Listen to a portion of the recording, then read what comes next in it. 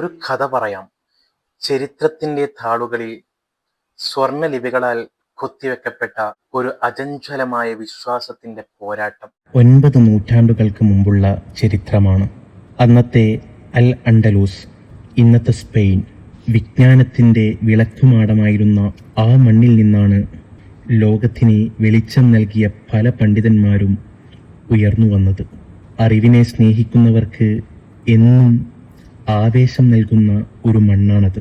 ആ വിജ്ഞാന വിപ്ലവത്തിന്റെ നടുനായകനായിരുന്നു മഹാനായ പണ്ഡിതൻ ഇമാം ഇബ്നു ഹസ്മ് അൽ അൻഡലൂസി റഹിമഹുല്ലാഹു തആല.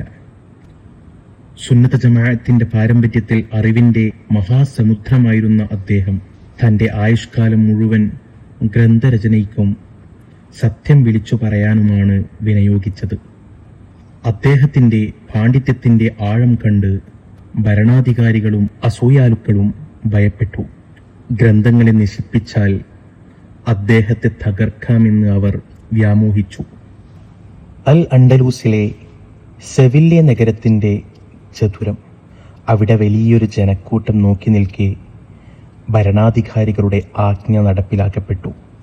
ഇമാം ഇബ്നു ഹസ്മ് തൻ്റെ ജീവിതകാലം മുഴുവൻ കഷ്ടപ്പെട്ട് എഴുതിയ അമൂല്യമായ ഗ്രന്ഥങ്ങൾ ഓരോന്നായി വലിയൊരു അഗ്നികൂടത്തിലേക്ക് വലിച്ചെറിയുകയാണ്. വിജ്ഞാനത്തിൻ്റെ ആ താളുകൾ കത്തിയമരുമ്പോൾ അത് ഇല്ലാതാക്കി കഴിഞ്ഞു എന്ന് ആ അഹങ്കാരികൾ വിശ്വസിച്ചു. പക്ഷേ ചരിത്രം അവിടെ അവസാനിക്കുകയായിരുന്നില്ല. ആ പുകപടലങ്ങൾക്കിടയിലൂടെ പതറാത്ത ചുവടുകളോടെ ഇമാം ഇബ്നു ഹസ്മ് മുന്നോട്ട് വന്നു.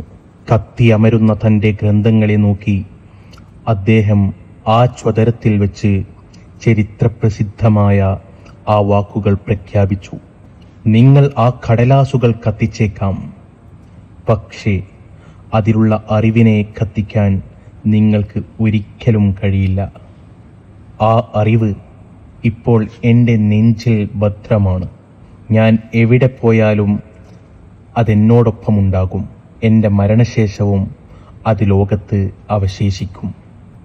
ഈ ചരിത്ര മുഹൂർത്തം തൗഖുൽ ഹമാമ തുടങ്ങിയ ഗ്രന്ഥങ്ങളിൽ നിന്നും സാക്ഷിയായി നിലനിൽക്കുന്നു. പ്രിയപ്പെട്ട മുഅ്മിനീങ്ങളെ, ഇതിൽ നിന്ന് നമുക്ക് പഠിക്കാനുള്ള വലിയൊരു പാഠമുണ്ട്.